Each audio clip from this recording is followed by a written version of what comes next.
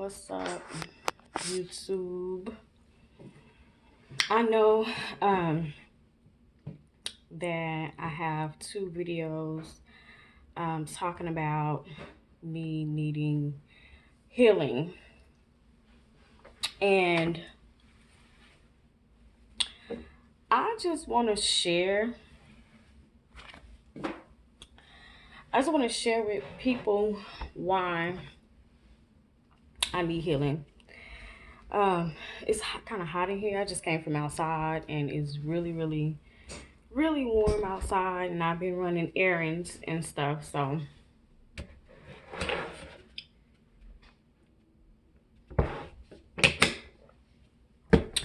I just want to give you the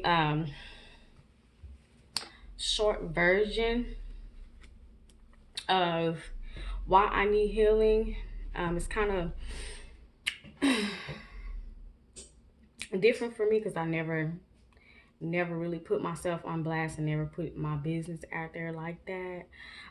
The ones that are very close to me know um, what I'm talking about. Um, some of what I'm talking about. I want to make this, kind of short, but I do want to say first and foremost that I did overcome some of the trauma, some of the tragedies, some of the situations that happened to me.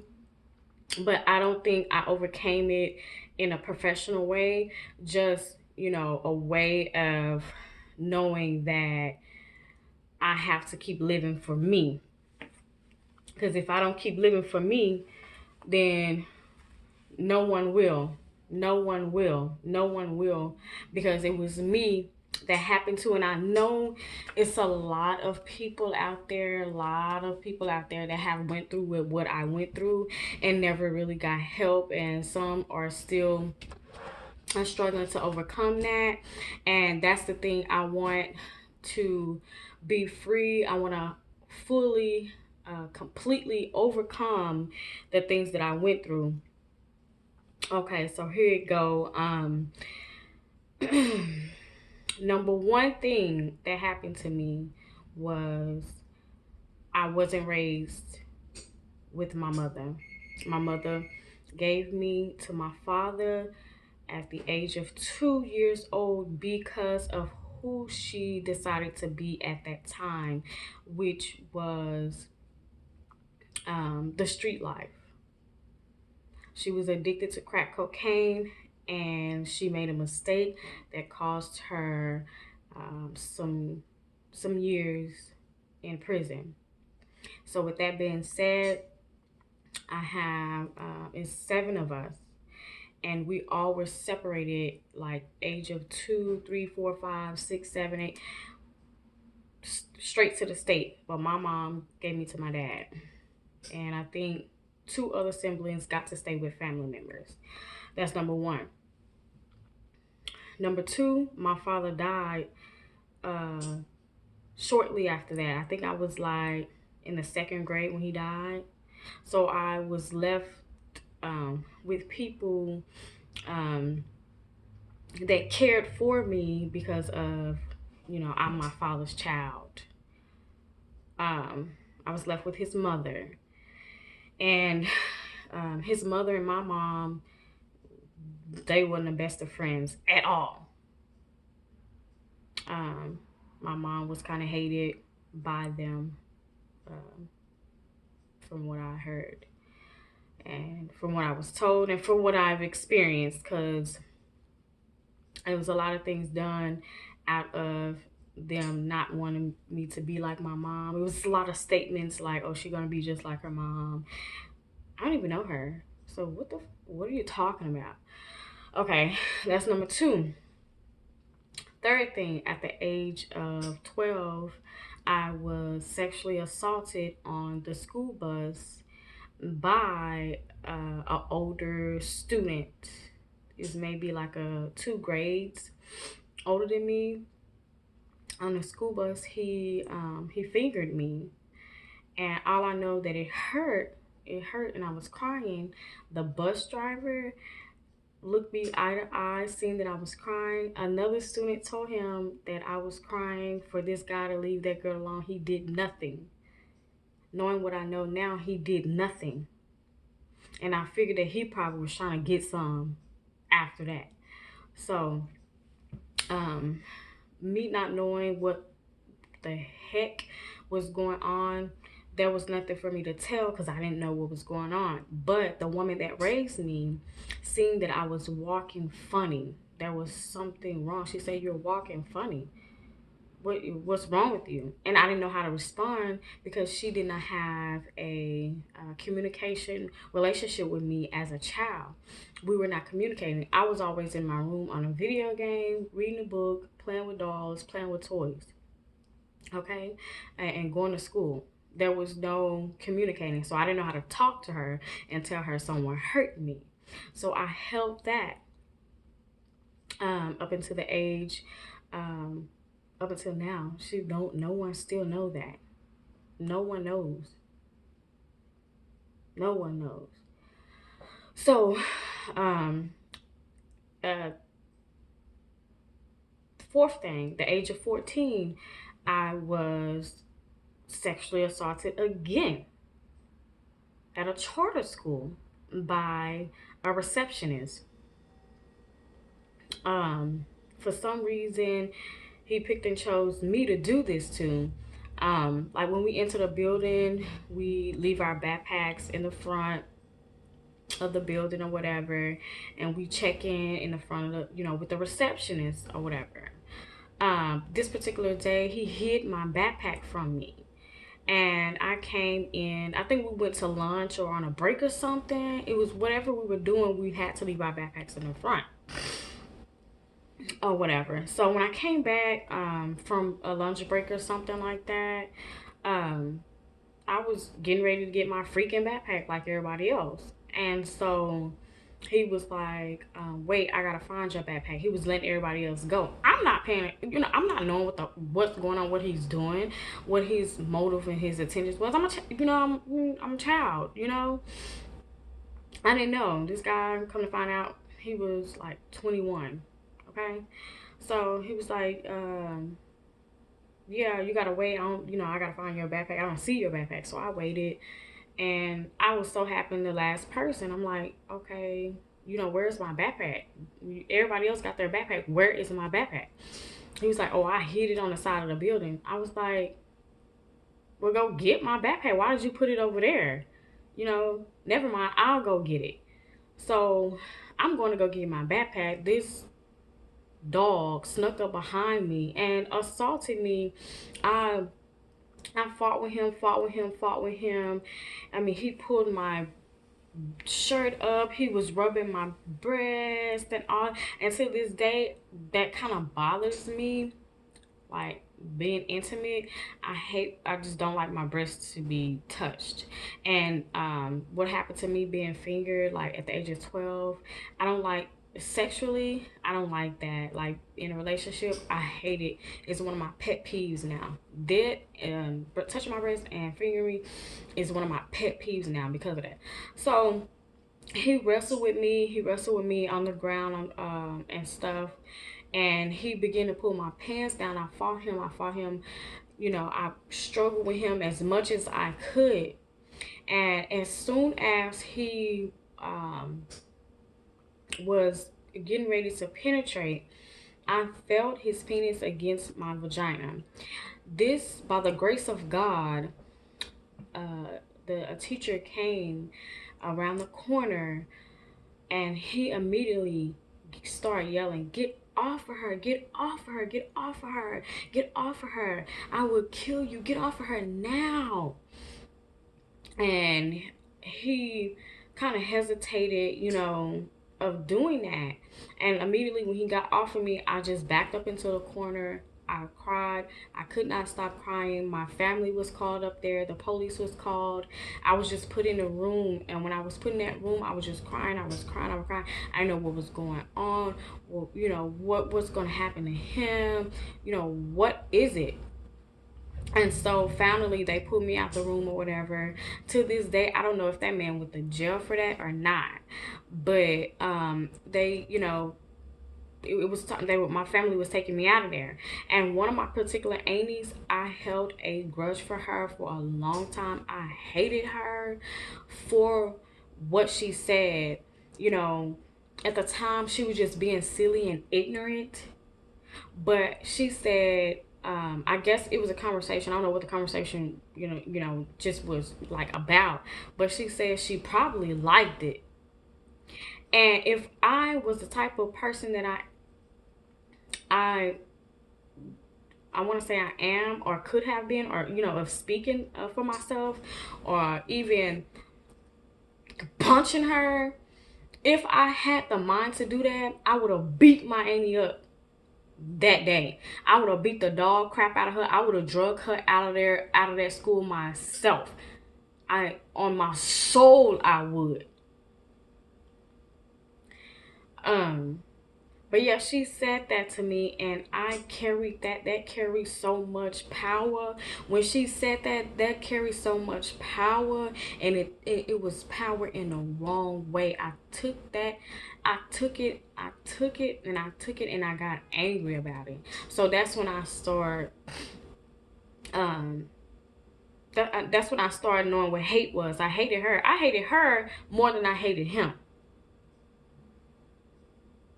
I did. I was mad at her more than I was mad at him, and then put that together.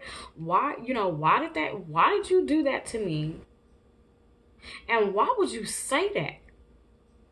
And to this day, only certain family members know about it, but she never knew that affected me as a child. And I never had a relationship with her. Never tried to have a relationship with her. And she's dead and gone now. And I did not go to her funeral.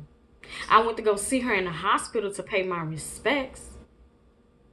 But I didn't go to her funeral. Out of respect for myself. I can say that now. We had conversations on the phone when I learned that she was sick. I put that aside. See, that's what's wrong with me now. I put it aside. And I talked to her, let her talk, hey, how you doing? I call her and check on her and stuff like that. And I never wanted to bring that to her out of respect of her illness and that she knew she was dying. I did not want her to talk about that. I didn't want to talk about that. I didn't want to put that on her heart. I didn't want that. But deep down inside of me, because she talked to me, she had a conversation for me. And by that, I feel like she kind of knew. I think somebody told her, she could have been a better person that she was to me, but she wasn't. And that's my daddy's sister. I was left with my daddy's people. And so, I carried that along with me. I started running the streets. I got in the streets real hard. I'm not illiterate to what people do out there in the streets. I have done some things that I'm not, proud of, in the streets as far as, the how life goes or whatever. And so, I kind of got a perspective on life. I said I kind of got a perspective on life. At the age of 24, the age of 21, I went to Job Corps. I did security or whatever, and then I got into a relationship. Got out of that relationship after he cheated on me. Ooh, heartbroken. Yes, I was. 24, I went to college.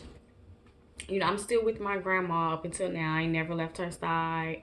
I'll be in and out the house. I may go spend a month or two with my boyfriend, people, or my friend's house. I might stay over there 5 or 6 months or 2 months, but I'm always on the phone with her, or I go see her, bring her stuff, especially like Christmas, Valentine's Day, her birthday, and stuff like that. I loved her. I did. Um, Age of 24, I end up trusting, which I never really did, never did, we weren't really even that close. I don't know why I was that foolish to even do that. I ended up trusting my cousins, my other dad's sister, his younger sister. She had three kids. His older sister, no, yeah, his older sister. He's the oldest, and he have a sister, and then a brother. It was four.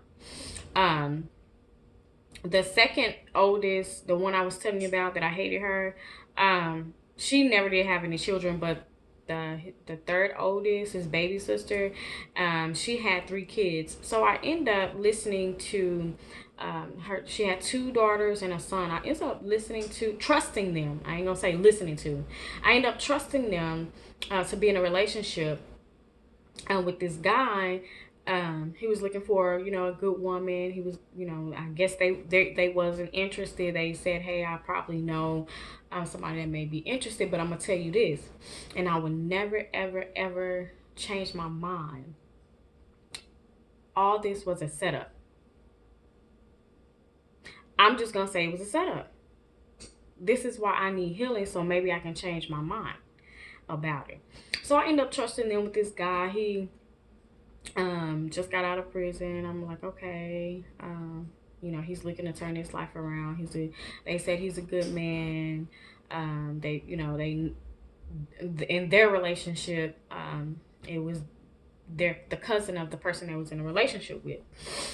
So um he moves pretty quickly with me. I was in school and stuff. I was going to college or whatever, to be in the medical field. So we ended up getting married. I actually dropped out of college for us to move to another city. And when we got to the other city, I did not return to the college out there, which I should have done. But in the midst of me being married to this man, what I should have done was got to know him myself.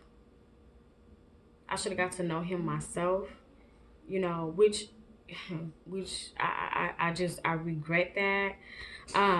But he moves pretty quick with me. By me being young, I'm like, okay, this is what we supposed to do, get married, yeah, ladies supposed to get married, have kids, go to school, work or whatever. I was like, okay, let me try this married thing. I never been married a day in my life or whatever. So I ended up getting married to this guy at the age of 24.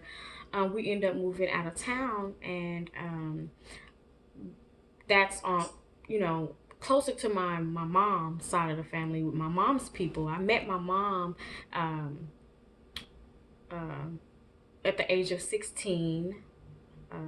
I was a runaway at the age of 16. I forgot to tell you that part. Yeah, I was a runaway at the age of 16, and my posts were everywhere. I know if you probably look it up, you'll see my picture. And the lady that I hated, the Annie that I hated, she wrote the description, which I thought she did not describe me very well. But anyway, my picture was on there. So my mom seen my picture in Walmart of me being missing. So I'm one of those kids that you'll see on the wall in Walmart as a missing child. And so I moved closer to my mom side of the family. I was a little bit older, whatever. Me going back and forth, from the age of 16, I was going back and forth to seeing them, getting to know them, and I seen, some more of my siblings or whatever, getting to know them a little bit or whatever. Um, so we moved out there. We attended the church that my grandmother was going to. Everything was going okay. We really didn't argue. I can say we really didn't argue at all. You know, um, but when we did, I seen, him get kind of angry. Not to point, to the point of hitting me or anything like that. If I knew that it was past that point, his anger was past the, hit point. So we got into an argument on our way to Dallas. He was coming to Dallas to purchase a vehicle. Dallas is where I'm from. I don't live there anymore. Um, he was coming to Dallas to purchase a vehicle or whatever. And I told him, hey, look, I am on my cycle. I'm not going to be, you know, the best of girl today. So anything I do or say, don't take it personal. Just, take your time with me, whatever. So he was approaching his vehicle, and I told him I have to use the restroom. I'm gonna go use the restroom. He blew the heck up over that. He didn't say, well, where are you gonna use the restroom at? Let me see if there's a restroom in there. Years later, after that happened, I found out it was a freaking restroom in there. So, he gets pissed off or whatever. You're not going back with me. You're not going back to East Texas with me. We were just arguing. I'm like, I told you I was on my cycle and I was going to the restroom. I'll be back. I was going to come back and get you. Like I was going to leave you up here or something if I went to go use the restroom. Like, you crazy nut? Are we really arguing with that? So it escalated so much. We were on our way to Lancaster. And some people say Lancaster. Some people say the L. I say Lancaster. So we get to Lancaster, where my auntie had a house at. Her youngest daughter, her youngest son stayed there at the time. And we get there. See, he's proceeding to push me out the freaking car. I'm holding on to the seatbelt. I grabbed his shirt. I grabbed his glasses. Okay? So I think that's what really pissed him off. So he succeeded in his agenda. He pushed me out the car. I'm like, okay, at least he pushed me out the car with heels on and everything. So I hurt my leg, my foot, my ankle. So it took me a minute to get up off the ground. By the time I got up off the ground, this fool ran me over with his freaking car. The headlights were on. Okay? I did not have time to get up. I hurt my ankle. I was down. I had on heels. I was down, y'all. And so when he ran me over with the car, he drugged me. And so happened, my cousin was outside. She came outside. She said she told him to stop. Stop. She under the car. Y'all, if I tell y'all I had a outer body experience when I was living, most people have outer body experience when they're in a coma. I had a outer body experience while I was alive. I seen myself get up and run to this tree that was by the house. And now it was clarity to me that I was going to make it. Because when I was up under that car, I didn't know if I was going to make it or not. And that's why I believe in angels. That's why I believe in the power of angels. That's why I believe in the power of God. I didn't know if I was going to make it. But I tell you, by the grace of God and the strength of me, he backed up off of me. And I got up and I ran. I don't know why I ran, but I ran. And when I got to the hospital, me being naive and just not wanting people to hurt, like me, I couldn't. They had to help me out of the vehicle. I couldn't really walk. I thought I was gonna be paralyzed. I thought something was gonna be just messed up. Okay. And when I got there, I was so sedated. I was in and out. They call it roadkill. I have a scar now, and I may show it later. I have a scar on my right side. They call it roadkill. how the scar words, any nurses or anything, or if anybody, had that incident happen to them before, you know what it is. And so the police officer came and asked me what happened. I said somebody ran me over. I did not see them. And I think one of my family members came up there. I guess her daughter told her that he ran me over. And the police officer came back in there and he said, I know that you're lying. I know that he ran you over. But I did not put that man behind bars. I didn't put him behind bars. I did not. So it took me a while to recover from my injuries, maybe a month or two. But mentally, my mental state was it was all scrambled. My anxiety was high. If I talk to you, I may not remember what I said to you. I may not remember what I just said. I might ask you, what did I just say? My best friend, she would tell you if she was here. Like, yeah, yeah. So I start playing memory games, with on my phone to kind of retain, kind of bring that back to me. My short-term memory. It took me a while to readjust that of me. I didn't have any professional help. I, wasn't rich to go, to professionals and get it done, but I did the best that I knew how. Um, as you can see, I'm still here. So within that process of me recovering, he left. He left me. And when he left me, I became closer to God because that experience that I had, I, I believe in the power of God. I believe in the spiritual realm. And I began to get closer to God. I was praying. Only thing I could do is crawl around my house at that time. I was praying. I was on my, on my knees, just crying out to the Lord. You know what I'm saying? And I got better. And as I got better in that process, he came back home when I got better. But he ended up going to jail. He ended up going to prison for something that he did.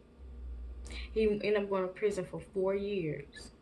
And I said that was God's way of giving me my justice without putting my hands on my husband, without putting my mouth on my husband, without regurgitating my hate for him. So he ended up going to prison for 4 years, and I ended up getting a divorce from him. Thank God I was able to get that divorce from him because I know in my heart that he would try it again. And all I wanted him to do is just stay away from me and my family. But I found out that one of my family members, my auntie, was still talking to him. She was his Facebook friend. Giving him money while he was in prison. That's why I feel like that was a setup. But see, when God has his hand on you and your life is ordained and you have a purpose and you have a destiny, I don't give up. I don't care how what they do to try to take you out. It will not happen. No weapons formed against me shall prosper, and every tongue that rises up against me shall be condemned. I said no weapons. See, he was a weapon to try to take me out, but it didn't work. Whether it was just a tragedy of life that I had to go through, you know what I'm saying, to bring me to this point. That's why I'm here at this point talking like this. And I don't care if, what people think. I'm doing this for a reason. I'm doing it for me. You know what I'm saying? And I feel like that was the most tragic thing that ever could have happened to me. Because you never know how a person feels until it happens. You never know until it happens to you. You can't put your feet in those person's shoes or tell that person how to feel or overcome that thing. So from there, I kind of stayed away from my family. You know what I'm saying? I was leery of who I talked to, who I dated. I got better mentally. I got better, 2015, 15 or 16. Um, and my anxiety was still on high, a little bit. Um, I think on one of my videos you can tell like an anxiety or whatever, but it's not as bad as it used to be. It's not as bad. I can say that I'm good with that. Um, I used to take things for anxiety, intake some things for anxiety.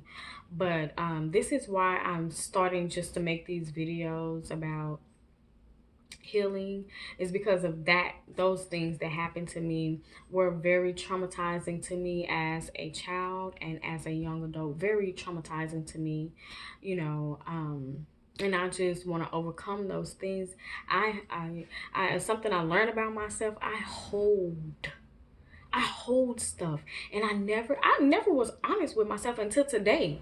I had a conversation with my spouse, like, I really hold stuff. I do. And people say, oh, you hold grudges. I think I do. I think I freaking hold grudges. And that's not good. That's not good. And I am going to change that, because I see myself being a woman of God. I see myself ministering to people, and some things that people say or may do, I can't hold them responsible for it, because it's not them. They may need a healing process. They may need to do what I'm doing right now, heal. And I cannot do that, because I'm just going to keep damaging myself. I damaged myself. I damaged myself with those things. I did. And starting today, I am not going to hold anyone, any negative, hateful, angry feelings at someone that does something to me or done or say something to me. I'm going to put myself in a mindset, that's how they feel. That's what they said. That's what they did. I have no control of nobody's actions. I have no control of nothing that they do. What I do have control is of myself. And that's what I should have done at a young age. I should have took control of my emotions. I should have took control of my feelings.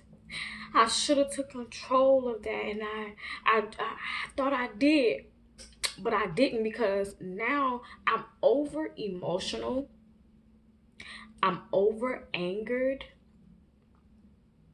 I get defensive easily when I feel like what you said wasn't right, and you might not be right, but my reaction is the worst. And see, when people are wrong, I just want to be able to tell them, hey, you're kind of wrong for that. I don't appreciate your actions, whether they did or said something. I don't want to yell at them or, cuss them out or, be ready